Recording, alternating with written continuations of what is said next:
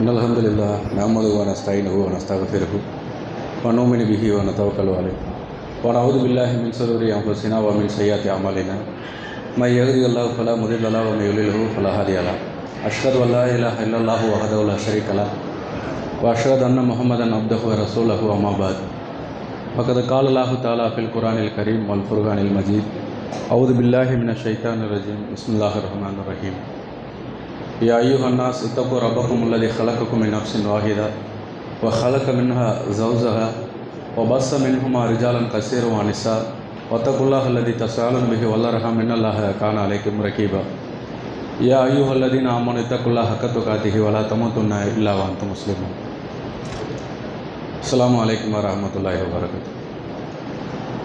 எல்லாம் உள்ள அல்லாஹுடைய நல்லடியார்களே, அல்லாஹுடைய பேரருளால் கடைசி 10 இரவுகளில் நன்மையை எதிர்பார்த்து தொழுது கொண்டும் திக்ரு செஞ்சு கொண்டும் உட்காந்துருக்கக்கூடிய நாம்,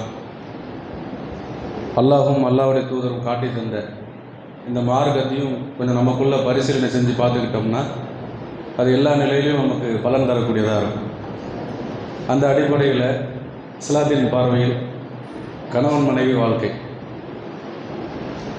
ஒரு நேரத்தில் எப்படி இருந்துச்சுன்னு சொன்னால், திருமணம்லாம் பார்க்கும் பொழுது அந்த மாப்பிள்ளையுடைய அப்பா அம்மா போய் பொண்ணை பார்த்துட்டு வருவாங்க. மாப்பிள்ளை பார்க்க மாட்டார். பொண்ணு கருப்பா சிவப்பா என்ன நிறன்னு தெரியாது. இதில் நம்ம பெரிய மூத்த அண்ணனுங்களுக்கு தான் தெரியும். பள்ளிக்கு போகாத ஆளும் கூட அல்லாவா இருக்கான் பார்த்துக்கலாம் அப்படின்னு இருக்கிற ஆளு கூட அந்த திருமணத்துக்கு நாளும் முந்தைய மாதமும் பார்த்தோன்னா அல்லாட்ட கையேந்திருவாங்க. அல்லா எனக்கு வரப்போகிற பொண்ணு நல்லபடியாக இருக்கணும், மனம் பதட்டத்தோடையே இருப்பார். ₹1,00,000 பணம் போனால் கூட அந்த பதட்டம் வராது. ஆனால் அந்த திருமணத்துக்கு முன்னாடி வரைக்கும் அந்த பதட்டம், என்ன பொண்ணை பார்த்ததில்லை, எப்படி இருக்க போதும் தெரியல. கல்யாணம் முடிஞ்சு அன்னைக்கு ராத்திரி அவர் சந்திக்கும் பொழுது, முகத்தை பார்க்கும் பொழுது தான் பாதி பேருக்கு உயிரை வரும். அப்பாடா நம்ம தப்பிச்சுட்டோம். இன்னும் சில நபர்கள்லாம் சொல்லவே முடியாது. இப்போ சமீபம் ஒரு 10-15 வருஷம் முன்னாடி வரைக்கும் அதே நிலைமை தான். அப்போ சில திடகாத்திரமாக வீட்டில் உள்ளாது அவர் வைக்கிற சட்டம் இருக்கக்கூடிய வீடெல்லாம் பார்த்தோம்னா, கல்யாணம் முடிஞ்ச அன்னைக்கே அடுத்த நாளே பார்த்தோம்னா பிரச்சனையாகி தலாக்கு கூட இப்படி போகும். இன்னும் சில காலங்கள்லாம், இதுக்கு முந்தைய காலங்கள்லாம் எடுத்து பார்க்கும் பொழுது மனைவி எப்படி இருந்தாலும் கணவன் எப்படி இருந்தாலும் நிறம் நெட்டை குட்டை எதுவுமே கிடையாது. வீட்டில் பார்த்தாச்சு, கல்யாணத்தை முடிச்சாச்சு, எனக்கு என்னென்னு வாழ்ந்துட்டு போவோம் அப்படின்னு வாழ்க்கை ஏனோ தோணுன்னு வாழ்கிறாங்க. அந்த அளவுக்குள்ள அப்போ மார்க்கத்தை பற்றின சிந்தனைலாம் கிடையாது. ஏன்னா தாய் தந்தையருக்கும் ஊராருக்கும் கட்டுப்படணுங்கிற மாதிரி வாழ்க்கை ஒரு மாதிரியாக ஓடுதுன்னு வைங்க. அதுக்கப்புறம் பார்க்குறோம், இப்போ மார்க்கமெல்லாம் வளர்ந்துருச்சு.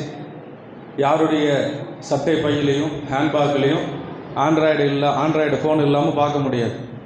எல்லார் கையிலையும் குரான் ஹதீஸுகள் வாட்ஸ்அப் வழியாகவும் ஃபேஸ்புக் வழியாகவும் ஷேர்ஸ் மூலியமாக எல்லாம் பரவிக்கிட்டு தான் இருக்குது.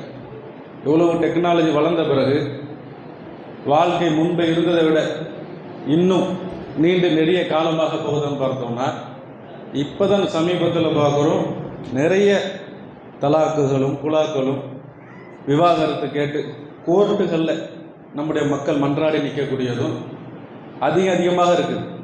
அப்போ கோர்ட்டு அலுவலகங்களை சுற்றி இருக்கக்கூடிய மக்கள் கூட உங்கள் சமய மக்கள்லாம், உங்கள் ஜாதி மக்கள்லாம் கோர்ட்டில் நாங்கள் பார்க்கவே மாட்டோமே.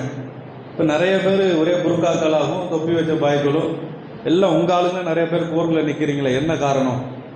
இப்படியான விமர்சனங்கள்லாம் ஓடுது. இப்போ என்ன காரணம், எதனால் இந்த அளவுக்கெல்லாம் போகுதுங்கிறத அடிப்படையில் நம்ம சிந்திச்சு பார்க்கணும்.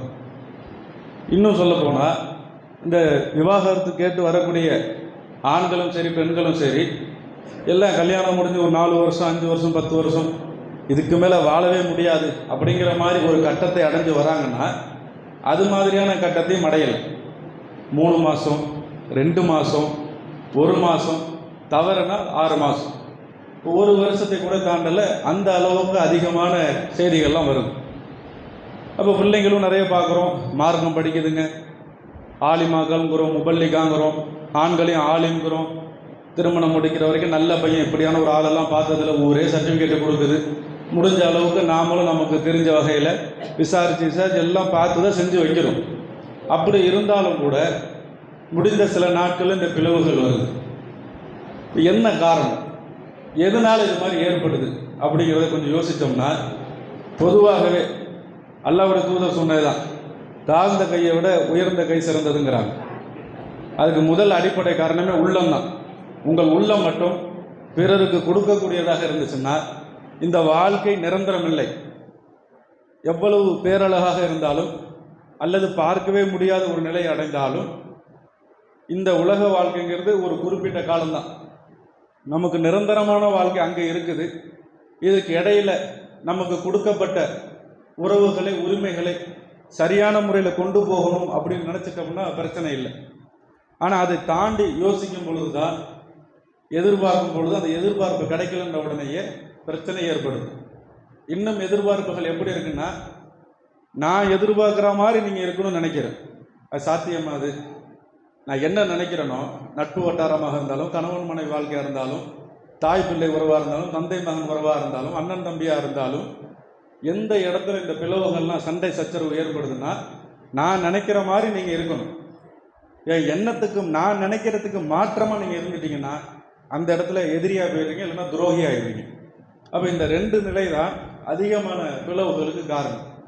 அப்போ அல்லாஹ் சொல்லும் பொழுது ஒரு இடத்துல சொல்லி காட்டுறான் குர்ஆன்ல, அலாவாயின் ஃபில் ஜசதி முல் கத்தன் இதா சலகத் சலகல் ஜசது குல்லுஹு.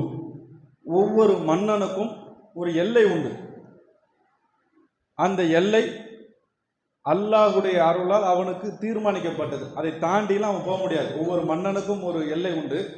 அது அல்லாஹ் தீர்மானித்ததை தவிர அவன் தாண்டி செல்ல முடியாதுங்கிறான். குறிப்பிடப்பட்டவையே அப்படிங்கிறான். அப்போ அல்லாஹ் குறிப்பிடப்பட்ட அளவுல நின்றா பிரச்சனை இல்லை. அதை தாண்டி எதிர்பார்க்கும் பொழுதுதான் நிறைய சங்கடங்கள் ஏற்படுது. அடுத்த வசனத்திலே அல்லாஹ் சொல்றான், வா இதா ஃபசத ஜசது குல்லுஹு. அறிந்து கொள்ளுங்கள், இந்த உடம்புல, ஒட்டுமொத்த உடம்புலையும் ஒரு சதை துண்டு உள்ளது. அது மட்டும் அது சீராக இருந்துச்சுன்னா எல்லாமே சீராக இருக்கும். அது மட்டும் கெட்டு போயிடுச்சுன்னா மொத்தமும் வீணாக போயிடுங்கிறாங்க. இன்னைக்கு நிறைய ஆஸ்பத்திரிகளில் பார்த்தீங்கன்னா ட்ரீட்மெண்ட்டுக்கு உள்ள நோயாளிகள்லாம் பார்த்தோன்னா அதிகமாக அந்த வியாதிக்கு காரணமே அவருடைய மனம்தான். தேவையில்லாத கற்பனை, சிந்தனை, இதனால் பிரச்சனையாக இருக்குமோ அதனால பிரச்சனையாக இருக்குமோ யோசித்து யோசித்து ஒரு கட்டத்துக்கு மேலே பெரிய நோயாளியாகவே மாறிடுவார். அப்போ என்ன காரணம்னா உடம்புல அந்த உறுப்பு சீரடைவதனால இது ஏற்படுது. அப்போ அடுத்து அல்லாஹ் சொல்கிறான், அலா அறிந்து கொள்ளுங்கள், வஹியல் கல்ப், அதுதான் உங்களுடைய உள்ளம். இந்த உள்ளம் மட்டும் சரியாக இருந்துச்சுன்னா எல்லாமே சரியாக இருக்கும். இந்த உள்ளத்தை மட்டும் பல மாதிரி திசைக்கு போக விட்டுட்டோம்னா வாழ்க்கையில் நிம்மதியை தொலைச்சிட்டு தான் நிற்கணும். அப்போ அது மாதிரியான நிலைமை தான் பல ஆண்களும் பெண்களும் சந்திக்கக்கூடியதை பார்க்கணும். என்ன எதிர்பார்க்குறான்னு இன்னும் சொல்ல போனால், அல்லாஹ்வுடைய தூதர் சொன்ன அந்த 4 விஷயங்களில் தடை செஞ்ச விஷயத்தை முதல்ல நாம் எடுக்கிறது தான் பிரச்சனை. அல்லாஹ்வுடைய தூதர் சொன்ன அந்த ஒரு விஷயத்தை, மார்க்கத்தை எடுத்துக்கிட்டோம்னா பிரச்சனை கிடையாது. அந்த மார்க்கத்தை தவிர திருமண விஷயங்களில் மற்ற 3 விஷயங்களும் எடுக்கிறோம். அழகு பார்க்குறோம், குடும்ப பாரம்பரியம் பார்க்குறோம், எந்த அளவுக்கு இருக்கிற வசதி வாய்ப்புகள், இதெல்லாம் பார்க்கும் பொழுது என்ன ஆகுதுன்னா அங்கே தான் சிதைவுகளே ஏற்படுது. இன்னும் அதிகமான நபர் என்ன பார்க்குறேன்னா அழகுங்கிற அழகு இருக்குல்ல, அது எந்த ஒரு ஆணுக்கும் பெண்ணுக்கும் நிரந்தரம்லாம் கிடையாது. இந்த தாடைக்கு மத்தியில் இருக்கக்கூடிய தைராய்டு சுரப்பி 2 பால்ரஸ் மாதிரி இருக்கும். இந்த தாடைக்கு கீழே எடுத்து அளந்தோம்னா இது 25 கிராம், இது 25 கிராம், அதை தாண்டி ஒன்று இருந்துடாது. இந்த 2 தான் உடம்புக்கு மிகப்பெரிய மாற்றத்தை தரக்கூடியது. இது மட்டும் சரியாக உடம்புல சுரந்துச்சுன்னு சொன்னால் ஆணோ பெண்ணோ அவங்க உடல் அமைப்பு சீராக இருக்கும். இது மட்டும் கொஞ்சம் அதிகமாக சிறந்துருச்சுன்னா 2 கையில் அப்படி உடச்சி போட்டுடலாம், மரப்பாங்குச்சி மாதிரி இருக்கும். இது சுரக்கவே இல்லைன்னு வைங்க, பெரிய பலூன் மாதிரி ஆயிடுவாங்க. அப்போ இதுதான் ஆணாக இருந்தாலும் பெண்ணாக இருந்தாலும் அழகுடைய நிலைமையை பொறுத்த வரைக்கும் அல்லாஹ் ஏற்படுத்தி வச்சிருக்கூடிய இந்த 2 உருண்டைகள் தாடைக்கு கீழே உள்ளது. இது தீர்மானிக்குது எல்லாத்தையும். நாம் என்ன நினைக்கிறோன்னா அதை நோக்கி தான் ஓடிக்கிட்டே இருக்கும். ஒரு நேரத்தில் மாப்பிள்ளை தேடணும்னா இன்னைக்கு பெண் வீட்டுக்காரரே பார்த்தோம்னா, மாப்பிள்ளை கருப்பாக இருக்கார், மாப்பிள்ளைக்கு சொந்த வீடு இருக்கா, மாப்பிள்ளை வசதி இருக்காரா, இல்லை மாப்பிள்ளை உழைக்கக்கூடிய திடமான ஆம்பளையாக இருக்கிறானா, குடும்பத்தை வச்சு பார்க்குறானா, எந்த கெட்ட பழக்கமும் இல்லாருன்னா, அது இல்லை. அத்தா அம்மா வசதி வாய்ப்பு குடும்ப சொத்தோடு இருக்கிறாங்களா, பிரச்சனை இல்லை. அப்படி இருந்தால் பொண்ணை கட்டுவேன். அத்தா அம்மாவை வாழ போகிறான், சொத்து பத்துக்களை வாழ போகுது. இன்றைக்கி எத்தனையோ மேடைகளில் பார்க்குறோம், பல ஆயிரம் லட்சங்களை தாண்டி எல்லாம் செலவு பண்ண திருமணங்கள்லாம் சில மாதங்களில் கோர்ட்டில் வந்து நிற்கிது. அத்தா அம்மா பார்த்து தானே கட்டணும், பேசி பிள்ளைய சேர்த்து வைக்க முடியுதா? முடியல. என்ன காரணம்? மார்க்கத்தை பார்க்கல. அந்த வசதி வாய்ப்புகளை பார்க்கும் பொழுது அது ஏற்படுது. அடுத்து அழகுன்னு சொல்றோம். அந்த அழகுலையும் பார்த்தோம்னா இன்னும் ஆண்களை விட அதிகமாக பாதிக்கப்படக்கூடியது பெண்கள் தான். எந்த அளவுக்குன்னா, ஒரு பிள்ளை பெறை அடையக்கூடிய எந்த பெண்ணாக இருந்தாலும் பிள்ளை பெற்ற பிறகு நிச்சயமாக அந்த உடம்புல ஒரு மாற்றத்தை சந்திச்சே ஆகணும். அதை மாற்றலாம் முடியாது. அப்படி அந்த மாற்றம் ஏற்படும் பொழுது அவர்கள் உடல் மாற்றம் எப்படி வேணுமோ மாறலாம். இன்னும் சில நபர்கள்லாம் பார்த்தோம்னா பிள்ளை பெறுவதற்கு முன்னாடி நல்ல சிகப்பா லட்சணமாக சிகப்பு சிலையை போல இருக்கிறாங்கன்னு வைங்க. குழந்தை பெற்ற பிறகு உடம்புல உள்ள அந்த உப்பு சோடியம் நீர் குறைஞ்சிருச்சுன்னா கருப்பு சிலையை போல ஆகிடுறாங்க. வெளியில் அந்த ஆஸ்பத்திரிகள்லாம் போகும்பொழுது பார்க்குறோம், உள்ளங்கை முதற்கொண்டும் கருத்து இருக்குது, கால்கள் முதற்கொண்டும் கருத்து இருக்குது, தோற்றமே மாறி போயிடுது. அப்போ அதை சரி பண்ணுறதுக்காக மருத்துவத்தை நாடியெல்லாம் போகிறாங்க. அப்போ அழகுங்கிறதெல்லாம் பார்த்தோம்னா நிரந்தரமாக நம்மளோட கூடயே வரக்கூடியதாண்டா இல்லை. அப்போ எது நம்மை கூட தொடர்ந்து வருவதுன்னா அன்பு தான். ஒரு குறிப்பிட்ட காலகட்டத்துக்கு பிறகு ஒரு கணவன் மனைவி வாழ்க்கை இந்த உலகத்தில் கடத்தி செல்லணும்னா அன்பு இருந்தால் மட்டும்தான் கடந்து செல்லும், இல்லைன்னா போகாது. அல்லாவுடைய தூதர் வாழ்ந்த காலத்தில் ஹதிஜா ரலியல்லாஹுவும் அல்லாவுடைய தூதருக்கும் 25 வித்தியாசம். இவங்களுக்கு 25, அவங்களுக்கு 40, 15 வயசு வித்தியாசத்தில் கல்யாணம் முடிக்கிறாங்க. ஒரு கட்டத்துக்கு மேலே அவங்க மௌத்தாகிறாங்க. ஆயிஷா ரலியல்லாஹு திருமணம் முடிக்கிறாங்க. காலங்கள் ஓடுது. அப்போ ஒரு அல்லாவுடைய தூதரே ஒரு 55 வயசு அடைஞ்சிருப்பாங்கன்னு வைங்க. மதீனாவில் நடக்கும்போது இந்த சம்பவம் நடக்குது. இவங்களுக்கு 55னா அவங்களுக்கு கிட்டத்தட்ட 70 வயசு இருக்கும் ஹதிஜா ரலியல்லாஹு. அவங்க மௌத்தும் ஆயிடுறாங்க 60, 65 வயசுக்கு மேலே. இப்போ இப்படியாப்பட்ட நிலையில் ஒரு நாள் என்ன ஆகுதுன்னா, அல்லாவுடைய தூதர் ஆயிஷா ரலியல்லாஹுவோட பேசிக்கிட்டு இருக்கும்போது திடீர்னு ஒரு வயசான நம்ம உள்ளே வராங்க. ஒரு குரல் கேட்குது, ஒரு பெண்ணுடைய குரல். உள்ளு தட்டி சேர்ந்துட்டு ஓடுறாங்க. ஓடி போய் பார்த்தா ஹதிஜா ரலியல்லாஹுவோட சின்னம்மா. இவங்க என்ன நினைக்கிறாங்கன்னா, அவங்க மௌத்தாயிட்டாங்கன்னு தெரியும். ஆனால் அந்த மௌத்தான சிந்தனை கூட இல்லாமல் குரல் கேட்ட உடனேயே எழுந்துச்சு ஓடுறாங்க. ஆயிஷா இவ்வளோ வேகமாக போகிறாங்களேன்னு பின்னாடி வராங்க. வந்த பிறகு சொல்கிறாங்க, ஹதிஜாவுடைய குரல் மாதிரி இருந்துச்சு, அவங்க தான் வந்துட்டாங்கன்னு நினச்சி ஓடுனேன் அப்படின்னு சொல்லிட்டு பின்னாடி அவங்க சின்னம்மாவை உபசரித்து அனுப்பி விடுறாங்க. அப்போ ஆயிஷா ரலியல்லாஹு கேட்குறாங்க, அப்படி என்னிட்ட இல்லாத அழகு அந்த பல்லு இல்லாத கலவிட்ட என்னத்தை கண்டிங்கன்னு கேட்குறாங்க. என்னிட்ட இல்லாத அழகு அந்த பல்லு இல்லாத கலவிட்ட என்னத்தை கண்டிங்கிறாங்க.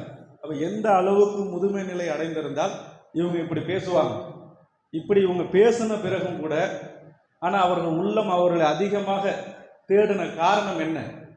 அவங்க வாழ்ந்த வாழ்க்கை தானே, அவங்க காட்டின அந்த அன்பு தானே, ஒருவர் பிரிச்சிக்க முடியாத அந்த உண்மையான அன்பு தானே.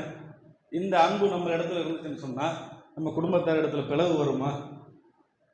இன்னும் சொல்ல போனால் அல்லாஹ்வுடைய தூதரை விட அவர்கள் திருமணம் முடித்த 11 மனைவிமார்களும் எடுத்து பார்த்தோன்னா அல்லாஹ்வுடைய தூதரை விட அழகுல கம்மி, நிறத்தில் கம்மி. அவங்க அளவுக்கு ஒப்பீடு செய்யவே முடியாது. இன்னும் எந்த அளவுக்குலாம் இருந்திருக்கிறாங்கன்னா, ஒரு போர் காலத்தில் ஜுவைரியான்னு நினைக்கிறேன், அவங்க திருமண போரில் வெற்றி கொள்கிறாங்க. வெற்றி கொண்ட பிறகு அந்த பெண்மணியை தன்னிடத்தில் உள்ள படை தோழருக்கு திருமணம் முடிக்க சொல்கிறாங்க. திருமணம் முடிக்க சொன்னால் அந்த படையில் அவர் சொல்கிறார், அல்லாஹ்வுடைய தூதரை இவங்க எனக்கு வேணாம். படையில் உள்ளவருக்கு ஜெயிச்ச பிறகு அந்த பெண்ணை கொடுக்குறாங்க, நீங்கள் இவர் திருமணம் முடிச்சிங்க, அல்ல அடிமையாக வச்சுருங்களா, திருமணம் பிடிங்கன்னு கொடுக்குறாங்க. அவர் சொல்கிறாரு அந்த ராணியை இவங்க எனக்கு வேணாங்கிற. அப்போ எப்படி இருந்தால் அவர் ரிஜெக்ட் பண்ணுவார்?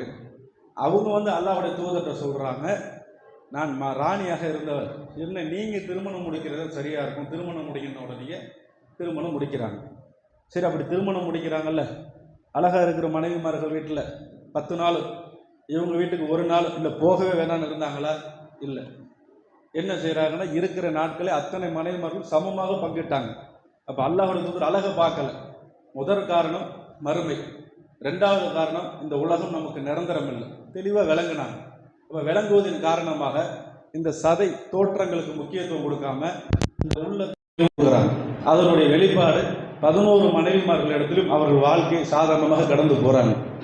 இங்கே என்ன ஏற்படுதுன்னா, பொதுவாகவே பிரச்சனைகளுக்கு காரணம் எல்லாமே நம்முடைய வாய் தான். அடுத்தவங்களுடைய மனநிலைமையில நம்மளை வச்சு ஒரு நாள் யோசிக்கிறதே கிடையாது. சகட்டு மேனிக்கு பேசிட்டு போயிடுறது. அது ஆணோ பெண்ணோ, அது திருமணம் முடித்த விஷயங்கள்லாம் பார்த்தோம்னா, ஒருத்தர் மனைவியாக வந்துட்டான்னா ஒரு 4 வருஷம் 5 வருஷம்லாம் கடந்து போயிடுச்சுன்னா நம்மளால் அப்படியே மெல்ல ஆரம்பிப்பார். அதெல்லாம் உளவியல் ரீதியான தாக்குதல்னு தெரியல. அதனுடைய வெளிப்பாடு தான் பிரச்சனைக்கு காரணமே. எப்படி ஆரம்பிப்பார்னா, நான் இன்னொரு கல்யாணம் பண்ணிக்கலாம்னு நினைக்கிறேன், என்ன நினைக்கிறேன், அங்கேயே ஆரம்பித்தோம். ஏன் பண்ணிக்கங்களேன், யார் வேணாண்டா, நான் என் பிள்ளைய அழைச்சிட்டு தனியாக போயிடும், அவங்க ஒரு பக்கம்.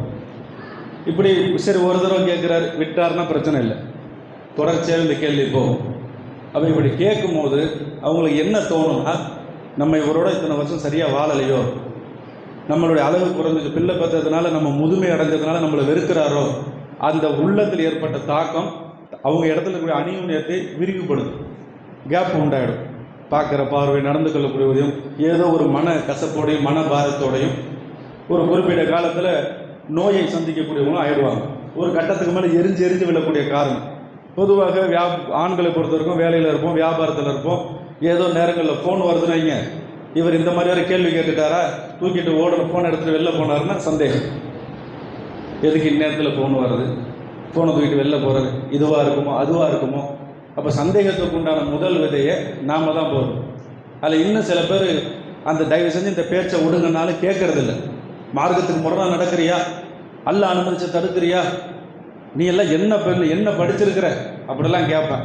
சரி கேட்குறல்ல, 2ஆம் திருமணத்துக்கு இவ்வளவு ஆக்ரோஷமாக பேசக்கூடிய நீங்கள் 5 வேளையும் ஆண்கள் பள்ளியில் ஜமாத்தா தொழுவது சிறந்தது. பள்ளிக்கு வரோமா, ஒவ்வொருத்தரும் ரமலான 30-40 ரமலான கடந்திருக்கும். குரானை இது வரைக்கும் நல்ல முறையில் ஓத கற்றுருக்குறோமா, கிடையாது. சம்பாதிக்கிறதுக்கு உண்டான பொருளாதாரத்துக்கு உரிய முறையில் ஜக்காத்து கொடுக்குறோமா, கிடையாது. அப்போ நாம் தான தர்மங்களை வாரி வழங்குறோமா, கிடையாது. அப்போ நம்ம இடத்துல மார்க்க சம்பந்தமாக அல்லாஹ்வுக்கும் நமக்கும் இவ்வளவு ஓட்டைகள் இருக்கும் பொழுது திருமணத்தில் மட்டும் அக்ரெசிவாக போய் நிற்பார். நீ மார்க்கத்தை மதிக்கலை, அல்லாஹ்வோட தூதரம் சட்டத்தை எதுக்குற, நீலாம் நாளைக்கு என்ன பதில் சொல்ல போறியோ. நான் கேட்குறேன், நம்ம இடத்துல நம்ம மனைவி அதே மாதிரி ஒரு கேள்வி நம்ம இடத்துல கேட்குறாங்கன்னு வைங்க, நீங்கள் திருமணம் முடிச்சுக்கோ, அதை செஞ்சுக்கோ, இப்படிலாம் பேசுகிறோம்ல, ஒரே ஒரு வார்த்தை, அவங்க திருமணம் கூட வேணாம், எனக்கு என்னமோ தெரில உங்களை பிடிக்கலைங்க அப்படின்னு ஒரு வார்த்தை சொல்கிறாங்கன்னு வைங்க, நம்ம உள்ள எவ்வளோ பாடுபடும். நம்ம சரியில்லையோ, நம்மளோட உடல் பலவீனம் ஆகிடுச்சோ, அவங்கள்ட்ட சரியாக நம்ம நடந்துக்கலையோ, இப்படி சொல்லிட்டாங்களே, வேறு என்னவா இருக்கும், மன குழப்பத்திலே செத்து போயிடுவோம். அப்போ இவனை பார்த்து அவள் ஒரு கேள்வி, உங்களை எனக்கு பிடிக்கலைன்னு சொன்னால் கூட என் மனசு ஏற்றுக்கலை. ஆனால் பல முறை நான் அவளை கேள்வியாலும் வார்த்தைகளாலும் தேள் கொடுக்கை விட மோசமாக கொட்டி தள்ளுவேன்.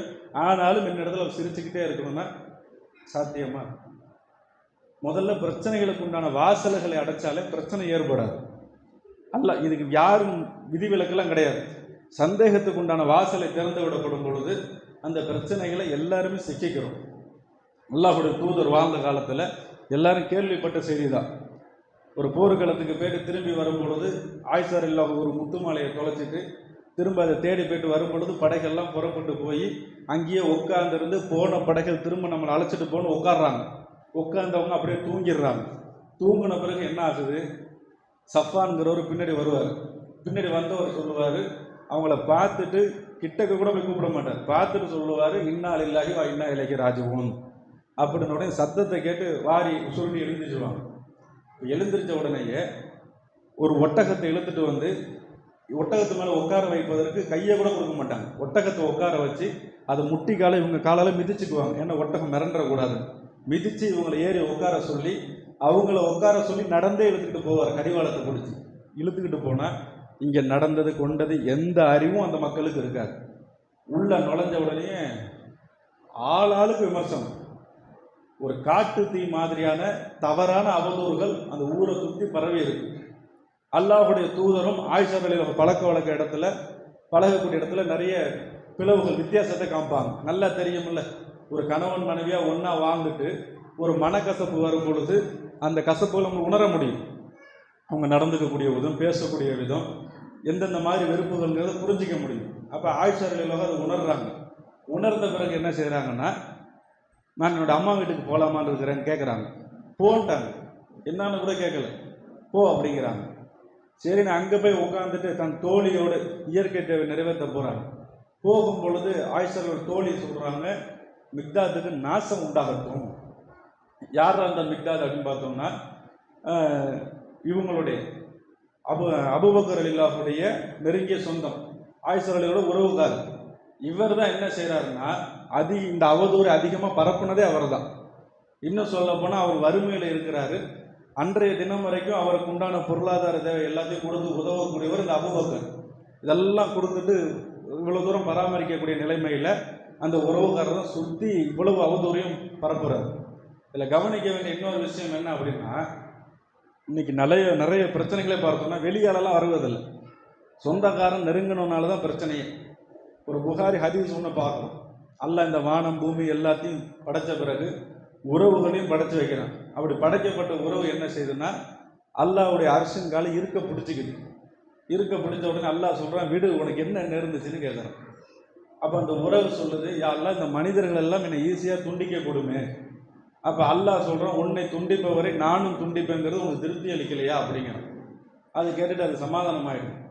அப்போ இந்த அளவுக்கு உறவை துண்டிப்பவரை நானும் துண்டிப்பேன்னு சொன்னால் அந்த உறவுகள்லாம் நிச்சயமாக நமக்கு பெரும் சோதனையாக தான் வரும். வேற யாரும் நமக்கு கிடையாது. நமக்கு நெருங்கின உற்றார் உறவினர் சொந்தக்காரன் தான் நமக்கு பெரிய சோதனையாக வந்து நிற்பான். அதெல்லாம் கடந்து போகிறது தான் நம்முடைய வாழ்க்கை. அப்போ இப்படியான நிலையில் அந்த உறவுக்காரர் தான் அவங்கள பற்றின தவறான செய்தியை ஃபுல்லாக பரப்புன பிறகு என்ன ஆகுதுன்னா அல்லாஹ்வுடைய தூதர் விசாரிக்கிறாங்க. ரசூலுல்லாஹ்வுடைய சொந்தக்காரங்க அபூ தாலிப் அவங்களாம் கூப்பிட்டு விசாரிக்கிறாங்க, ஆயிஷாவை பற்றி நீங்கள் என்ன நினைக்கிறீங்க? அப்போ அவங்க சொல்கிறாங்க, உங்களுடைய மனைவிமார்கள் எவரிடத்திலும் எந்த குறையுமே நாங்கள் இது வரைக்கும் கண்டதில்லை. அடுத்து பரீராவை கூப்பிட்றாங்க. பரீரா யாருன்னா ஆயிஷா ரலியல்லாஹுடைய பணிப்பெண். அவங்கள கூப்பிட்டு விசாரிக்கிறாங்க, நீங்கள் ஆயிஷா ரலியல்லாஹை பற்றி என்ன நினைக்கிறீங்க? அல்லாஹ்வுடைய தூதரை உழைச்சி வச்ச மாவை ஆடு வந்து திண்டுட்டு போகிறது கூட தெரியாமல் அசந்து தூங்கக்கூடிய ஒரு சிறுமியாக தான் அவங்கள பார்த்துருக்கேன். இதை தவிர எந்த தவறும் அவங்களுக்கு கண்டது இல்லைங்கிறாங்க. அடுத்து உம்மு ஹபீபா அவங்க ரசூலுல்லாஹ்வோட இன்னொரு மனைவிட்ட விசாரிக்கிறாங்க, ஹப்ஸா ரலியல்லாஹு விசாரிக்கிறாங்க. அவங்கள்ட்ட விசாரிக்கும் பொழுது அவங்க சொல்கிறாங்க, இந்த தீய செய்தியை விட்டு என் காதுகளை நான் பாதுகாத்துக்கிறேன், கெட்ட செய்தியை விட்டுங்கிறாங்க. ஏன்னா அந்த மாதிரி செய்தி அவங்களும் அது வரைக்கும் கேள்விப்பட்டதில்லை. அப்படியான செய்தியை சொல்கிறாங்க. இப்போ ஒரு கட்டத்துக்கு மேலே மனசை தேர்த்திக்கிட்டு அல்லாஹ்வுடைய தூதர் போகிறாங்க. போய் என்ன செய்கிறாங்கன்னா, ஆயிஷாவை நீ குற்றமற்றவள் நிரூபிக்கப்பட்டுருச்சு, நீ என்னோட வாங்குறாங்க. சொன்ன உடனே ஆயிஷா ரலியல்லாஹு சொல்கிறாங்க, அவங்க அம்மாவை நீங்கள் பேசுங்கிறாங்க. அல்லாஹ்வுடைய தூதர்கிட்ட நான் என்ன பேசுறது, பேச மாட்டேங்கிறாங்க. தன் தந்தை அபூபக்கர் ரலியல்லாஹு நீங்கள் பேசுங்கிறாங்க. அல்லாஹ்வுடைய தூதர்கிட்ட நான் என்ன பேசுகிறேன், அவரும் பேச மாட்டேங்கிறாங்க. ஒரு கட்டத்துக்கு மேலே இவங்களே பேச ஆரம்பிச்சிடுறாங்க. நான் மட்டும் உங்களோட கிளம்பி வந்துட்டேன்னா உங்கள் உள்ளத்தில் இருக்கக்கூடிய அந்த குற்றம் தீராது, என்னை பற்றின சந்தேகம் உங்களுக்கு இருந்துக்கிட்டே தான் இருக்கும். ஆமாம் நான் செஞ்சேன்னு உங்களோட ஒத்துக்கிட்டு வரவும் எனக்கு மனசு இல்லை. ஏன்னா செய்யாத குற்றத்தை ஏற்றுக்க என் மனம் விரும்பலை. அதனால் என்னை பற்றிய தெளிவை அல்லாஹ் உங்களுக்கு ஏற்படுத்துவான், நீங்கள் இங்கேருந்து போயிடுங்கிறாங்க. இதை சொல்லிவிட்டு அவங்க நினைக்கிறாங்களாம், குரானை நல்லா ஓத தெரிஞ்சவளாகவும் இல்லை, என்னை பற்றி அல்லாஹ் குரானை சொல்கிற அளவுக்கு நான் என்ன செஞ்சுருக்கிறேன், அப்போ நாம் சொல்லிட்டோம் இது எதுவும் நடக்க போகிறதில்லைன்னு சொல்லி. ஆனால் அல்லாஹ் மீது நம்பிக்கை குறையல, ரொம்ப சோகத்தோடு அழுதுகிட்டு சாயிறாங்க. அடுத்து அல்லாஹ் சில நொடிகளில் வகி இறக்குறான். அவங்களுக்காக அந்த வசனங்கள்லாம் பார்க்குறோம். 22வது அத்தியாயம் 90லேருந்து பார்த்தோம்னா அவங்களுக்காக அந்த வசனம் இறங்கும். அப்போ உங்கள் அவதூறு பரப்பியவர் உங்களில் ஒருத்தர், நல்லா வசனம் இறக்குறான். அப்போ அல்லாஹ் தெளிவுபடுத்தின உடனேயே அடுத்து பார்க்குறோம், அபூபக்கர் ரலியல்லாஹு இனிமே அந்த மிக்தாதுக்கு எந்த உதவியும் நான் செய்ய மாட்டேன் அப்படின்ன உடனேயே அல்லாஹ் அதுக்கும் வசனம் திறக்கிறான். நீங்கள் அல்லாஹ்விடத்தில் மன்னிப்பை எதிர்பார்த்தால் நீங்கள் மன்னிங்க அப்படின்ன உடனே அந்த செய்தியை உள்வாங்கிக்கிறாரு. அவர் செய்ய வேண்டிய உதவி அந்த குடும்பத்துக்காக அல்லாஹ் வசனங்கள்லாம் இறக்குறான். இதில் கவனிக்க வேண்டிய விஷயம் என்னென்னா, அல்லாஹ்வுடைய தூதராக இருந்தாலும் ஆயிஷா ரலியல்லாஹு இருந்தாலும் சந்தேகத்துக்கு உண்டான வாசலை திறக்கப்படும் பொழுது ஆணோ பெண்ணோ யாரும் அது விதிவிலக்கு கிடையாது. அந்த சந்தேகத்துக்கு உண்டான வாசலை ஏற்படுத்தாமல் இருங்க, சந்தேகத்துக்கு உண்டான சிந்தனைகளை ஏற்படுத்தாமல் இருங்க. அல்லாஹ்வுடைய தூதருக்கு ஏற்பட்டது, அல்லாஹ் வகியை இறக்கினா தெளிவுபடுத்தினான். நமக்கு இப்போ வகியெல்லாம் வருமானா வராது. அப்போ இந்த சம்பவத்தின் மூலம் நாம் பெற வேண்டிய படிப்பினை, கணவனாக இருந்தாலும் மனைவியாக இருந்தாலும் எத்தனை ஆண்டுகள் நம்முடைய வாழ்க்கை நாம் வாழ்ந்திருந்தாலும் கூட இது மாதிரியான பேச்சுக்களை தவிர்த்துக்கங்க. எந்த இடத்துல இது மாதிரி சந்தேகங்கள்லாம் உருவாகுதுன்னா, பொதுவாக ஆண்களும் கவனிக்கணும். நம்ம வேலைக்கு போயிட்டு நம்மளோட வேலைங்கிறதுல சும்மா சில மணி நேரம், ஒரு 6 மணி நேரம் 8 மணி நேரம் 10 மணி நேரம் உழைக்கிறோம்னா அந்த உழைப்பு முடிச்சுட்டு வந்துடுறோம். ஆனால் பெண்ணாக இருக்கக்கூடியவள் காலையில் ஆரம்பிக்கிற வேலை நைட்டு வரைக்கும் ரெஸ்ட்டே இல்லாமல் ஓடும். நமக்காவது கம்பெனியில் ஒரு நாள் லீவு, அந்த ஒரு நாளாக நான் வெளில போயிட்டு வரேன்னு ஏன் என்னை டார்ச்சர் பண்ணுறாமோ. ஆனால் அவளுக்கு அப்படியா? எல்லா நாளும் வேலை. காலையில் எழுந்திரிச்சா சமைக்கணும், துணி துவைக்கணும், பிள்ளைகளை கிளப்பணும், திரும்ப இரவு நேரம் வந்து சாப்பாடு செய்யணும், டீ போட்டு வந்த புருஷன் வந்தால் டீ போட்டு கொடுக்கணும், கவனிக்கலைன்னா உழைச்சிட்டு வரேன் கவனிக்க மாட்டியாம்மா, 10 மணி வந்தாலும் டீ போட்டு கொடுக்கணும்மா. இதெல்லாம் நம்ம இடத்துல உள்ள எதிர்பார்ப்புகள். ஆனால் இது எதுவாக இருந்தாலும் இன்முகத்தோடு செஞ்சுக்கிட்டே இருக்கணும். இது எல்லாத்துக்கும் மேலே இந்த மாதவிடாய் காலம் இருக்குல்ல, அல்லாஹ் சொல்லும்போது சொல்கிறோம் அது ஒரு வேதனைங்கிறான். அது ஒரு வேதனைன்னு சொன்ன நேரத்தில் கூட அது வேதனை நமக்கும் தெரியும், முஸ்லீமு தானே, நம்மளும் குரானை படிக்கத்தானே செய்கிறோம். அந்த நேரத்துலையாவது அவங்களுக்கு ரெஸ்ட்டு கொடுக்குறோமா? அந்த வேதனை எப்படி இருக்குன்னு சொன்னால், ஒரு பெண் மருத்துவர் இடத்துல நம்ம மருத்துவத்துறையில் இருக்கும்போது விசாரிக்கிறோம், அந்த மாதவிடாய் காலமெல்லாம் வயிற்றை இறுக்கி பிழிகிற மாதிரி இருக்கும், அப்படியான ஒரு வேதனைங்கிறாங்க. நமக்கு வாழக்கூடிய கால வருஷத்தில் ஒரு நாள் என்னைக்காவது லூஸ் மோஷன் போதுன்னு வைங்க, வயிற்றை வலிச்சு போதுன்னு வைங்க, எப்படி இருக்கும் அந்த நாள்? அந்த நேரத்தில் வந்து யாராவது நிப்பாட்டி பேசுகிறான், ஏதாவது கேட்குறான், சும்மா போயா, சூழ்நிலை புரியாமல் பேசாது, அப்புறம் பார்த்துக்கலாம், கிளம்புன்றோம். அந்த நாள் அவ்வளவு படுத்த மேனைக்கு எழுந்திருக்காமல் நமக்கு உதவி செய்ய உபகாரம் செய்ய யாராவது இருக்க மாட்டாங்களா? அந்த நேரம் மனைவி கண்டுக்கலன்னு வைங்க, இன்னும் பேச்சு அதிகமாக இருக்கும். யாருக்கு செஞ்சு நன்றி இருக்கு, எல்லாம் நன்றி கெட்ட ஜென்மம், இப்படி இருக்கிறனே வந்து பாத்தியா நீ, இப்படியெல்லாம் பேசுவோம். இதெல்லாம் நம்ம வாழ்கிற நாளில் என்னைக்காவது ஒரு நாள் ஏற்பட்டாலே வரக்கூடிய வேதனை. ஆனால் ஒவ்வொரு மாதமும் 5 நாள் 6 நாள் 7 நாள் அந்த வேதனையை அனுபவிக்காத எந்த பெண்ணும் இருக்க மாட்டான். அப்படி அந்த வேதனையை அனுபவிக்கக்கூடிய நேரத்தில் கூட நமக்கான உணவு ஏற்பாடு செய்யணும், நம்ம பிள்ளைகளை கலப்பணும், அவங்களுக்கு உண்டான உபகரணங்கள் செய்யணும். அவளுடைய வேலையை அவள் குறை வைப்பது கிடையாது. அப்போ இதை உணர்ந்து பார்த்து அவங்களுக்கு கொடுக்க வேண்டிய ரெஸ்பான்ஸை கொடுக்குறோமா, நடந்துக்கிறோமா, அந்த சூழ்நிலை புரிஞ்சு நடக்கிறோமா? இல்லை, வழக்கம் போல் அதே மாதிரி நம்ம பேசுகிறோம், செய்கிறத செய்கிறோம். அப்போ இது மாதிரியெல்லாம் சூழ்நிலைகள்லாம் கடந்து வரக்கூடியவர்கள் தான் பெண். அப்போ அது உணரக்கூடிய மக்களாக நாம் இல்லாததுனால பல பிரச்சனைகள் எல்லாம் சந்திக்கணும். இப்போ இந்த மாதிரி ஓடுதா, அடுத்து என்ன அப்படின்னு பார்த்தோம்னா, இப்படி ஓய்வே இல்லாமல் ஓடிக்கிட்டு எல்லா நேரத்திலும் உழைப்பு உழைப்பு உழைப்பு, அதுதான் பெண் மேல் விதிக்கப்பட்ட விதி. அப்போ இப்படி இருக்கக்கூடிய வேலையில் இந்த வேலைகள்லாம் முடிச்சுட்டு அந்த இரவு நேரம் 10 மணிக்கு வேலை முடியுதுன்னு வைங்க, அந்த 10 மணி நேரம் உட்காரும்போது தான் இன்னொரு வீட்டுகளில் வேலை பார்க்கக்கூடிய பெண் பேசுவாள். என்ன செஞ்சுக்கிட்டு, எப்படி இருக்க, வேலை முடிஞ்சதா, பிள்ளைங்க என்ன செய்யுதுன்னு விசாரிக்கிறது, மன ஆறுதல். வெளியெல்லாம் சுத்தினாலும் கூட ஒரு 2 மணி நேரம் ஒரு ஆம்பளை பிடிச்சி ஒரு வீட்டில் உட்கார வைக்க முடியாது, எழுந்திரிச்சு வெளில போகணுமா. ஆனால் 24 மணி நேரமும் அந்த 4 செவுத்துக்குள்ளேயே புழங்கக்கூடிய பெண் எப்படி மன ஆறுதல் அடையும்? அடுப்பாங்கிற போனாலும் 4 சவுறு, கூடத்துக்கு வந்தாலும் 4 சவுறு, சந்தோஷப்பட்டாலும் புருஷன் தான், துக்கப்பட்டாலும் புருஷன் தான். அதை தாண்டி அவள் இடத்துல ஆறுதல் என்ன இருக்குது? எதுவுமே கிடையாது. என்னைக்காவது தப்பி தவறி கோபத்தில் ஏதாவது ஆத்திரத்தில் பேசிட்டா கூட ஒரு இருக்க தும்முறு ஜாஸ்தியாக போயிடுச்சு, வாய் ஜாஸ்தியாகிடுச்சு, உங்கள் அப்பா விட்டு ஒன்று பேக் பண்ணிட வேண்டியதுதான், இப்படியெல்லாம் ஒரு மிரட்டல் தோணியும் பேச்சு. அப்போ அந்த 4 செவத்துக்குள்ளே இருக்கக்கூடிய ஆறுதல் சொன்னால், இவளை மாதிரி இன்னொரு வீடுகளில் சிறைப்பட்ட பெண் அந்த நேரத்தில் 10 மணிக்கு மேலே பேசுகிறான்னு வைங்க, இவனுக்கு தோணும், இந்நேரத்தில் யாரும் போகணும், எப்படி ஃபோன் வருது, மனசுக்குள்ளே போட்டு குழப்பம். அது யாருன்னு கேட்டால் கூட பிரச்சனை இல்லை, சரி அவன் தான் கேட்கல, இவளால் பேசக்கூடிய அந்த பெண் ஒரு நிமிஷம் டக்குன்னு ஸ்பீக்கரை போட்டு இந்த பெண் குரல் கேட்டாலே அடுத்து எதுவும் நினைக்க போகிறதில்ல. அப்போ பேசாமல் இவங்க என்ன பண்ணுறது, வீட்டுக்காரர் திட்டுவார், ரகசியமாக இந்த ஏரி நான் பேசுகிறேன் அப்படின்ட்டு ஃபோன் எடுத்துகிட்டு போகிறாங்களா, இன்னும் ஒன்று சந்தேகம் அதிகமாகிடுது. என்னவாக இருக்கும், யாராக இருக்கும், நம்ம முன்னாடி ரகசியமாக பேசிட்டு போயிட்டாலே, அப்புறம் பேசுகிறாங்களால, எதுவாக இருக்கும்? இதெல்லாம் பிரச்சனைகளுக்கு உண்டான காரணம். உளவியல் ரீதியாக பார்க்கும் பொழுது எங்கேருந்து அந்த பிரச்சனைகள்லாம் ஏற்படுதுன்னா, நம்ம இடத்துல அந்த சந்தேகத்துக்கு உண்டான வாசல்களை அடைக்காமல் இது மாதிரியான நடக்கக்கூடிய சின்ன சின்ன விஷயங்கள்லாம் பார்த்தோன்னு சொன்னால் ஒரு கட்டத்துக்கு மேலே அதுவே பெரிய பிரச்சனையாக வருது. அப்போ இதெல்லாம் நம்ம லாக் பண்ணிட்டோம்னு சொன்னால் பிரச்சனைக்கு அந்த வேலையுமே இல்லை. சந்தேகத்துக்கு உண்டான வாசல்களை அடைச்சிட்டோம்னாலே அங்கே எந்த ஒரு குழப்பத்துக்கும் வேலை, தெளிவுபடுத்திட வேண்டியதான். இந்த பெண்மணி பேசுகிறாங்க, இவங்க தான் இந்த வீட்டிலேருந்து பேசுகிறாங்க, ஒரு நிமிஷம் ஸ்பீக்கர் க்ளோஸ் பண்ணிட்டோமா, முடிஞ்சிச்சு. அப்போ அது இல்லாத போது தான் என்ன ஆகுதுன்னு சொன்னால் நிறைய சந்தேகங்களும் மனக்குழப்பங்களும் மன அழுத்தங்களும் ஏற்படும். இதிலிருந்து அல்லாஹ் நம்மளை பாதுகாக்கணும். அடுத்ததாக பார்ப்போம், அல்லாஹ்வுடைய தூதர் வாழ்ந்த காலத்தில் தன்னுடைய மனைவி ஆயிஷா ரலியல்லாஹு உட்காந்து சாப்பிட்றாங்கன்னு வைங்க, அப்படி சாப்பிடக்கூடிய நேரத்தில் ஆயிஷா ரலியல்லாஹு ஒரு பெண் அவங்க ஒரு இறைச்சியை கடிச்சிட்டு வச்சாங்கன்னா அந்த இறைச்சியை எடுத்து அதே இடத்துல கடிச்சிட்டு வைக்கக்கூடியவர்களாக தான் அல்லாஹ்வுடைய தூதர் இருப்பாங்க. இன்னைக்கு எந்த குடும்பத்திலேயாவது அப்படி பார்க்க முடியுதா? நின்று 5 மணி நேரம் 6 மணி நேரம் சமைச்சு எல்லாரும் சாப்பிட்டு முடிச்சு கடைசியாக தான் உட்காந்து அவள் சாப்பிடணும். அப்படி சாப்பிடக்கூடிய அந்த பெண்ணுக்கு பரிமாறுவதற்கு கூட ஆள் இருக்காங்க. இது எல்லா குடும்பத்திலும் நடக்கக்கூடிய செய்தி.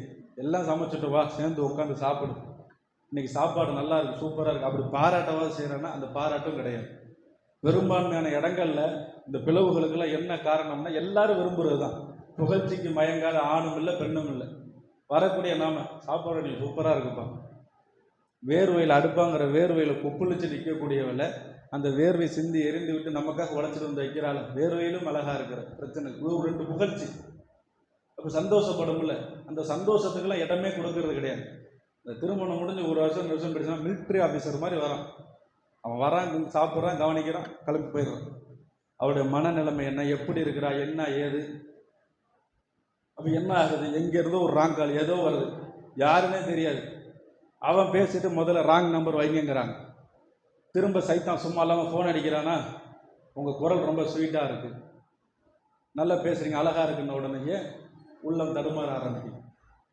அப்போ அந்த தடுமாற்றத்தை காரணம் எல்லாம் நாம் குடும்பத்தளவில் இருந்து நல்ல முறையில் பேசி பழகியிருந்தோம்னா அந்த தடுமாற்றம் ஏற்படாது. நம்ம கண்டுக்கிறதும் இல்லை, மதிக்கிறதும் இல்லை, சம்பளம் இல்லாத ஒரு வேலைக்காரி மாதிரி தான் பல இடங்கள் பெண்கள் இருக்கக்கூடியதெல்லாம் பார்க்கணும். அப்போ அந்த நம்ம பேசாமல் அன்பு அரவணைப்பு இல்லாமல் இருக்கிறதுனால எங்கிருந்தோ வரக்கூடிய சில தவறான ஃபோன் கால்கள் மூலியமாக பெண்கள் தடுமாறுவதை பார்க்கணும். பலவீனம். ஏன்னா அல்லாஹ் சொல்கிறான், பெண்களை கோணல் தன்மை உடையவராக படைச்சிருக்கிறோங்கிறான். ஒரே அடியாக நிமித்த நினச்சிங்கன்னா உடஞ்சிருவாங்க. அப்போ நாம் அவர்களை எந்தெந்த வகையெல்லாம் எடுத்து சொல்லி புரிய வைக்கணுங்கிறத அல்லாஹ்வுடைய தூதர் வழிகாட்டுதல் வரலாறுகளில் பார்த்தோம்னா இஸ்லாமும் குடும்பம்ங்கிற இடத்துல நிறைய செய்திகளை அல்லாஹ்வுடைய தூதர் சொல்லியிருப்பாங்க. அப்போ சொன்ன செய்திகள்லாம் கவனிக்காததுடைய விளைவு சாப்பிட்ற இடத்துல சம உரிமை கொடுக்கறதில்ல, வீட்டுக்கு வந்து நம்ம இன்முகம் கொடுத்து பேசுறதில்ல, அற்பமான வியாபாரத்துக்காக யார் என்னன்னே தெரியாத ஒருத்தன் இடத்துல சிரித்து சிரித்து பேசும். வியாபாரம் முடியணுங்கிறதுனால அவன் முட்டாத்தனமாகவே பேசினாலும் கூட சகிச்சுக்கிறவங்க. வியாபாரம் போயிடக்கூடாது, கஸ்டமர் இழந்துடக்கூடாது, ஃப்ரெண்டுங்கிற பேரில் ரொம்ப இடக்கு முடக்காலாம் பேசுவான். அவனெல்லாம் சகிச்சுக்கும், கோவப்படுத்துகிற மாதிரியே பேசுவான். போடா பேசாமல் தட்டி விட்டுட்டு போயிடுவோம். ஆனால் இந்த திருமணங்கிற ஒரு விஷயத்துக்காக மொத்த குடும்பத்தையும் ஊராரை விட்டுட்டு நம்மளுடைய வழக்கரம் பிடிச்சி வரவில்லை. ஒரு வார்த்தை பேசினா ஏற்றுக்க மாட்டேங்க, எப்படி என்ன பேசலாம் அப்படிங்கிறது. இதுதான் என்னென்னு நம்மளை அறியாமல் சைத்தான் நம் உள்ளத்தில் ஏறி இருக்கக்கூடிய பெருமை. அவள் என்ன நம்மளை பேசுறது, அவள் என்ன நம்மளை கேட்கறது, அவள் இல்லைன்னா நம்ம இருக்க முடியுமா? நீங்கள் பார்க்குறோம், திட்ட மரண வாசலை தட்டி தான் ஒவ்வொரு பெண்ணும் பிள்ளையை பெற்றெடுக்கிறான். அல்லாஹ் குர்ஆன்ல சொல்லும் பொழுது கூட வகனன் அலா வகனி, அவள் சிரமத்திற்கு மேல் சிரமப்பட்டே உன்னை பெற்றெடுக்கலான்றாங்க. சில பேரை பார்க்குறோம், மருத்துவமனையில் பிரசவமான உடனே மௌத்தாகிற செய்தி.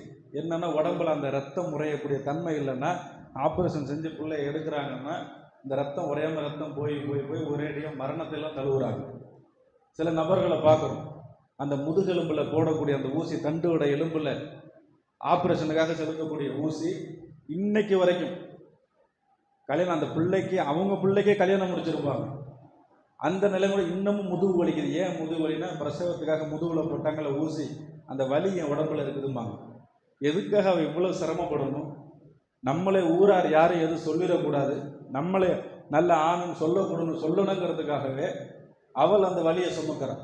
திருமணம் முடிஞ்சு 2 மாதம் 3 மாதம் போனாலே கேட்கக்கூடிய செய்தி என்ன, விசேஷம் எதுவும் இல்லையா, விசேஷம் எதுவும் இல்லையா? விசேஷம் போட்டு தானே இப்போ நல்லா சோறு தின்னுட்டு போறீங்க கல்யாணத்தில். அது 2 மாதம் 3 மாதம் 4 மாதம் ஆனாலே விசேஷம் இல்லையா? அப்போ இதெல்லாம் உளவியல் தகவல். ஒரு ஆணாக இருந்து யோசிச்சு பாருங்க, அந்த இடத்த அடைஞ்சவங்களுக்கு தெரியும். அப்போ நம்மளை யாரும் விமர்சிச்சிடக்கூடாது, நம்மளை ஒரு ஆணாக பார்க்கணுங்கிறதுக்காகவே அவளுடைய இளமையை தொலைக்கிறாள், அவள் மரண வாசலை தட்டி வரா. யோசிச்சிருக்கிறோமா? இன்னும் மருத்துவர்கள் சொல்கிறாங்க, ஒரு ஆண் வலியை தாங்கக்கூடிய அளவுங்கிறது 27 டெசிலேட்டருங்கிறான். ஒரு எலும்பு உடையுதுன்னா அந்த வலி 27 டெசிலேட்டர் தான் அவனால் தாங்க முடியும். ஆனால் ஒரு பெண்ணாக இருக்கக்கூடியவர் பிரசவத்தின் போது கிட்டத்தட்ட 47 டெசிலேட்டர் தாண்டுறான். ஒரு ஆணால் தாங்க முடியாத வலியை கூட பெண் 2 மடங்கு தாங்கி தான் தன்னுடைய பிள்ளையை பெற்றெடுக்கிறாங்கிறாங்க. சும்மா ஒரு விரல் உடைஞ்சிட்டா தாங்க முடியல, கட்டு போட்டுக்கிட்டு 3 மாதம் 6 மாதம் உட்காடுறோம், பைக்கில் தடுக்கி விழுந்து உள்காயமாக இருக்கும், எழுந்திரிச்சு 1 மாதம் நடக்க முடியல, சதை பரப்பிடுச்சுமோ. ஆனால் அவளுடைய அந்த எலும்புகள் இரண்டும் பிள்ளை பெறும்போது எலும்பு ரெண்டாக பிரிஞ்சிட்டு திரும்பி சேரக்கூடிய பிறகுதான் அந்த பிள்ளையை பெற்றெடுக்கிறார். அந்த வலியை அவ்வளவு அதிகமாக முகூர்த்து வரைக்கும் போயிட்டு அந்த பிள்ளையை பெற்றெடுத்து நம்மளை யாரும் குறை கண்டிடக்கூடாதுன்னு அர்ப்பணிக்கக்கூடிய அவளை நம்ம எப்படி பார்க்கணும்? இறங்கி போகிறதுல என்ன குறைஞ்சிட போகிறோம்? அற்ப வியாபாரத்துக்காக, பொருளாதாரத்துக்காக, யாருன்னு தெரியாத ஆண் பெண்ணை அனுசரிக்கக்கூடிய நான் நமக்காக வாழக்கூடியவளை, நம்மை சார்ந்தவளை அனுசரித்து போதில் என்ன பிரச்சனை? இதெல்லாம் கொஞ்சம் நாம் யோசித்தாலே, நமக்காக அவங்க செய்யக்கூடிய நல்ல செயல்களை சிந்தித்தாலே பிரச்சனை இருக்காது. இன்னும் சொல்ல போனால், பொதுவாகவே ஒருத்தரிடத்துல வெறுப்பை பார்க்கும் பொழுது நீங்கள் அவரிடத்துல ஒரு கோபப்படக்கூடிய செயலை கண்டீங்கன்னா அவரால் நிறைய நலன்களை அடைஞ்சிருப்பீங்க. ஒரே ஒரு கெட்ட விஷயத்தை பார்க்குறீங்கன்னா அவர்கிட்ட அடைஞ்ச 10 நல்ல விஷயம் இருக்கும். அதை நினச்சி பார்த்து இதை விட்டுட்டு போங்க. அதுதான் ஒரு இறை நம்பிக்கையின் பண்பாக இருக்க முடியும். ஆனால் நாம் என்ன செய்யறோம், எவ்வளவுதான் அவனிடத்துல பலன் அடைஞ்சிருந்தாலும் நல்லதை கண்டிருந்தாலும் அற்பமான ஒரே ஒரு சின்ன தவறை கண்டுட்டா கூட அந்த உறவையே வெட்டி எரிஞ்சிட்டு போகிறோம். இப்படிப்பட்ட உறவே தேவையில்லைன்னு நினைக்கிறோம். இதெல்லாம் எல்லாம் நம்மளை பாதுகாக்கணும். இப்போ எதுக்காக இந்த செய்தியெல்லாம் நம்ம சொல்கிறோன்னு சொன்னால், இந்த சமீப காலமாக பார்த்தோம்னா நல்ல மார்க்கம் வளர்ந்த பிறகு, டெக்னாலஜி வளர்ந்த பிறகு நிறைய இடங்கள்ல அதிகமாக பிளவுகள் வரக்கூடிய காரணமெல்லாம் இந்த ஈகோ, போட்டி, போராமை, பிரச்சனை, நீயா நானா, நீ இல்லைன்னா நான் இல்லையா, பார்த்துக்கலாம், எல்லாம் எனக்கு தெரியும், இப்படி போகக்கூடிய நிலைமை என்ன ஆகுதுன்னா இந்த சமூகத்தின் பிளவுகள் அதிகமாகிக்கிட்டே போகும். சைத்தான் ஒரு ஆண் பெண் பிரிப்பதில் இப்லீஸ் சந்தோஷப்படுறான்னா அப்போ சேர்ந்து இருக்கிறதுல எவ்வளவு ஆதாயம் இருக்குது யோசிக்கிறோமா நாம? ஒரு ஆணும் பெண்ணும் பிரிவதில் சைத்தான் அவ்வளோ சந்தோஷப்படுறான், கணவன் மனைவி பிரிவதில். அப்போ அப்படியான கணவன் மனைவி சேர்ந்து வாழும் பொழுது எவ்வளவு பெனிஃபிட் இருக்கும், எவ்வளவு நன்மை இருக்கும். இன்னும் சொல்ல போனால் இன்முகத்தோடு சந்தோஷமாக உங்கள் மனைவிக்கு ஊட்டக்கூடிய ஒரு வாய் உணவு கூட நான் தர்மமாக எடுத்துக்கொள்கிறேன் அல்ல. கணவன் மனைவி சந்தோஷமான வாழ்க்கை, சந்தோஷப்படத்தை ஊட்டி விடுறாரு. அப்படி ஊட்டி விடக்கூடிய அந்த ஒரு வாய் உணவு கூட நான் தர்மமாக, உனக்கு ஒரு நன்மையாக நான் எடுத்துக்கிறேங்கிறேன். அப்போ எல்லா நிலையிலையும் அந்யூன்யமான வாழ்க்கைக்கு அல்லாஹ் வழிகாட்டும் பொழுது நாம் நம்முடைய வாழ்க்கைக்கு எடுத்துக்கிறோம். அப்போ இது போன்ற நிலைகளில் இருந்தெல்லாம் அல்லாஹ் நம்மை பாதுகாக்கணும். அல்லாஹ் கொடுத்துருக்கக்கூடிய இந்த வாழ்க்கை என்பது ஒரு முறை தான். திரும்பியெல்லாம் இங்கே பிறக்க போகிறது அடுத்த ஸ்ட்ரைட்டாக விசாரணை, ஜட்ஜ்மெண்ட்டே தான். அவள் கொடுத்துருக்கக்கூடிய இந்த வாழ்க்கையை நல்ல முறையில் பயன்படுத்திக்கணும். அடுத்து இன்னொன்று என்ன அப்படின்னா, பெண்கள் இடத்துல பொதுவாகவே பீரோவில் இன்றைக்கி திறந்தாலும் 200 புடவை இருக்கும். இப்போ 200 புடவைகளும் அவங்க ஒரு நாள் கட்டக்கூடிய வீட்டில் எப்படி இருக்குது நிலமன்னா, ஒரு புடவை எடுத்து கட்டுறாங்கன்னு வச்சுக்கோங்க, இது எப்போ வாங்கினா புதுசாக இருக்க, இது போன ரம்ஜானுக்கு எடுத்தது தெரியாது அவங்களுக்கு, நான் பார்த்ததே இல்லையே, எங்கே நீங்கள் என்னை பார்க்குறீங்க, கட்டுனா தானே பார்க்கறதுக்கு. எந்த பொம்பளை எடுத்தாலும் இன்றைக்கி கிழிஞ்சு போன 4 நைட்டியை விட்டு வேறு ட்ரெஸ்ஸே கிடையாது. வீடுகளில் இருக்கிற நேரமெல்லாம் அந்த பண்டார நைட்டியை போட்டுட்டு தான் சுற்றுறது. இப்போ எப்போ தான் அதை உடுத்துறாங்கன்னா, 200 புடவை இருக்கும். ஒரு நாளைக்கு ஒன்று உடுத்துனா கூட வருஷத்தின் 3/4 பகுதி போயிடும். அப்போ உடுத்தக்கூடிய நேரம் எப்போன்னா, எங்கேயாவது விசேஷம் வெளியில் போனால் தான் உடுத்துறது. அழகு என்பது யாருக்கு? ஒரு பெண் யாருக்கு அழகாக இருக்கணும்? இதெல்லாம் சின்ன சின்ன அடிப்படை விஷயங்கள். ஒரு பெண் என்பவள் தன் கணவனுக்கு அழகாக இருக்கணும், அவன் கண்களுக்கு குளிர்ச்சி ஊட்டக்கூடியவளாக இருக்கணும். வெளியில் போய் பல பிரச்சனைகள்லாம் சந்திச்சுட்டு அவமானங்கள், பல இன்னல்கள், துன்பங்கள். பெத்தவ கூட பிள்ளையை 10 மாதம் சுமக்கிறான், பால் கொடுக்குற ஆண்டு பார்த்தோன்னா 2 ஆண்டு. ஆனால் ஒரு ஆணாக இருக்கக்கூடியவன் ஏறக்குறைய அவன் எப்போ உழைக்கிற தன்மை அடைகிறானோ, மௌத்தாவர வரைக்கும் தன் தாய் தந்தையும், திருமணம் முடித்த பிறகு மனைவியும், பெற்ற பிறகு பிள்ளையும் இந்த உள்ளத்தில் தீரா சுமையாக சுமந்துக்கிட்டே தான் இருக்கிறான். 55 வயசு 60 வயசில் இருக்கக்கூடிய ஆளை கூப்பிட்டு, என்ன உங்கள் குடும்பத்தை பற்றின கவலையெல்லாம் தீர்ந்துச்சான்னு கேளுங்க, இன்னும் கொஞ்சம் இருக்கு பாய், கொஞ்சம் செட்டில் ஆகிட்டேன்னா நிம்மதி ஆகிடுவேன். அப்போ எல்லா நிலையும் கவலையை சுமந்துக்கிட்டே இருக்கக்கூடிய அந்த கணத்தை இறக்காதவன் ஆண். அப்போ அப்படியாப்பட்ட ஆண் உலகெல்லாம் சுற்றி வந்தாலும் அவன் நிம்மதியை தேடக்கூடிய இடம் வீடு. அந்த வீடில் அவனுக்கு நிம்மதியை வழங்கக்கூடியவள் மனைவி. 10 பிள்ளை பெற்றாலும் அவனுக்கு நிம்மதியாருன்னா மனைவி தான். அப்போ அந்த சந்தோஷத்தை கொடுப்பதற்கு நாம் தயாராக இருக்கிறோமா? அந்த ஆடைகள் அவன் வருவதற்கு முன்னால் என்ன கலப்பு எப்படி வேணும் வரட்டுமே, கொஞ்சம் முகமலர்ச்சியோடு நல்ல ஆடைகளோடு கண்களுக்கு குளிர்ச்சியாக இருக்கிறோம்னா இல்லை. ஒரு நல்ல முறையில் தலை செய்விருக்குமா இல்லை. வந்த உடனே அந்த முடியை சுட்டு ஒரு கொண்டையை போட்டு நைட்டியை போட்டு ஓடு ஊட்டியா, இதுதான் பல இடங்கள்ல இப்படி தான். இப்போ எதுக்காக இதெல்லாம் சொல்கிறோன்னா, வாழ்கிற வாழ்க்கை ஒரு முறை, திரும்ப பிறக்க போகிறதெல்லாம் கிடையாது. இப்போ இந்த இருக்கிற வாழ்க்கையை நல்ல முறையில் பயன்படுத்தினாலே போதும். அடுத்து என்ன அப்படின்னா, பெண்களை பொறுத்த வரைக்கும் ஒரு 45 வயசு 50 வயசில் அந்த மென்சஸ் நின்றும், எந்த உணர்வுகளும் இருக்காதுன்னு வைங்க. ஆனால் ஆணை பொறுத்த வரைக்கும் மருத்துவ ரீதியாக 60-65 வயசு வரைக்கும் அந்த உணர்வுகள்லாம் இருக்கும். அப்போ இல்லை இருந்தாலும் கூட அப்போ வரக்கூடியவரை நம்ம ஒரு சந்தோஷமாக உட்காந்து பேசுவோம், கொள்ளுவோம். சில பேரை பார்க்குறோம், ஒரு 35 வயசு 40 வயசில் அவருக்கு மகள் பிறந்துச்சுன்னா அதுக்கு 20 வயசு கல்யாணத்தை பண்ணி கொடுத்துருவார். கிட்டக்கு வந்து உட்காந்த தள்ளிப்போம், பேரம் பேத்தி எடுத்து என்னை தள்ளி போய் உட்காரு, கிட்ட உட்காருது, உன் புருஷன் தானே. இப்போ என்னன்னா இவங்க இந்த சொசைட்டியை பார்க்குறாங்க. அவங்க என்ன நினைப்பாங்க, இவங்க என்ன நினைப்பாங்க. நினைக்கிறவங்க யாரும் நீங்கள் துக்கப்பட்டாலும் ஆறுதல் சொல்ல மாட்டான், சந்தோஷமாக இருந்தாலும் நீ சந்தோஷம் படுறேன்னு சந்தோஷமாக பட போகிற, ஒன்றுமே இல்லை. கஷ்டப்பட்டால் கொடுத்து உதவ போகிறேன்னு இல்லை. அப்போ நாம செய்கிற நன்மை தீமை தான் நமக்கு. அப்போ ஊரையும் உலகத்தையும் பார்க்காம அல்லாஹ் நமக்கு கொடுத்தவங்க நம்ம நிம்மதியாக வாழ வேண்டியது தானே. இன்னும் சில பேரை பார்க்குறோம், வசதி வாய்ப்பாக வீடெல்லாம் கட்டுறான்னு வைங்க, இல்லை வேறு வீடே வாடகைக்கு பார்க்குறான்னு வைங்க, வீடு விட்டு வீடு மாறான், ஒரு வீடு பார்க்குறான். எப்படி பார்க்குறான்னா, நான் என் மனைவி பிள்ளைங்க ஒரு ரூம் இருக்குதா பரவாயில்ல, அத்தாமா அவங்க வாசலில் கிடக்கட்டும். அவங்களுக்கு ஆசா பாசம் இருக்காதா? அவர் தன் மனைவியோட உட்காந்து தனியாக பேசணும்னு நினைக்க மாட்டாரா? கலந்துரையாடல் செய்ய மாட்டாரா? வாழ்கிற காலமெல்லாம் மனைவி வேலைக்காரியாக இருக்கிறான்னா, அவனுடைய அத்தா அம்மா முதுமை அடைஞ்சிட்டா வாட்ச்மேன் ஆகிடுறாங்க. பிள்ளைய பார்த்துக்கிறதுக்கும் சும்மா வீதியில் உட்காந்து பொது இடங்களில் உட்காந்துக்கிறதுக்கும். நாளைக்கு நமக்கும் வயசாகாதா? நம்மளும் அந்த 40-50 வயசு தொடமாட்டோமா? நமக்கு அந்த எண்ணம் இருக்காதா? நான் 60 வயசுல என் மனைவியோடு உட்காந்து பேசணும் விளையாட தோணாதா எனக்கு? எல்லாரும் அந்த நிலைக்கு போகாமல் இருக்க போகிறதில்ல. இப்போ கால சக்கரத்தை எல்லாம் சுழல வெட்டக்கூடிய நேரத்தில் இளமையும் முதுமையும் எந்த ஒரு ஆணும் பெண்ணும் அடையாமல் இருக்க மாட்டோம். அப்போ அதை கருத்தில் வச்சிருந்தால் கூட நம்முடைய தாய் தந்தை அவங்க முதுமை அடைஞ்சிருந்தாலும் பாசத்துக்கெல்லாம் வயசு கிடையாது, சந்தோஷத்துக்கு வயசு கிடையாது. அப்போ அதற்குண்டான வழித்தடங்களை ஏற்படுத்தும் பொழுது அந்த குடும்பம் நிம்மதியாக போகும். அப்போ அதெல்லாம் இன்னைக்கு பெரும்பான்மையான பேர் யோசிக்கிறது. உனக்கு வயசாயிட்டு என்ன வந்துச்சு, பேர பிள்ளை இடத்துல என்ன வந்துச்சு, பெற்றவங்களை இன்னும் மதிக்கிறதே கிடையாது. பல பேர் அப்படி தான் இருக்கிறேன். சில இங்கே வந்திருக்கக்கூடிய தம்பிகள், இளைஞர்கள், நீங்கள் திருமண வாழ்க்கை அடைந்தீங்கன்னா உங்கள் அத்தா அம்மாவுக்கு செய்ய வேண்டிய கடமையை செய்யுங்க. இன்றைக்கெல்லாம் பார்க்குறோம், வயசு வித்தியாசம்லாம் இல்லை. எல்கேஜி படிக்கும் போதே லவ் லெட்டர் கொடுக்குறான். அவன் குடும்பத்தில் உள்ள சூழ்நிலை 16 வயசுலேயே வந்து நிற்கிறான், அம்மா எனக்கு எப்போ கல்யாணம் பண்ணுவேன்?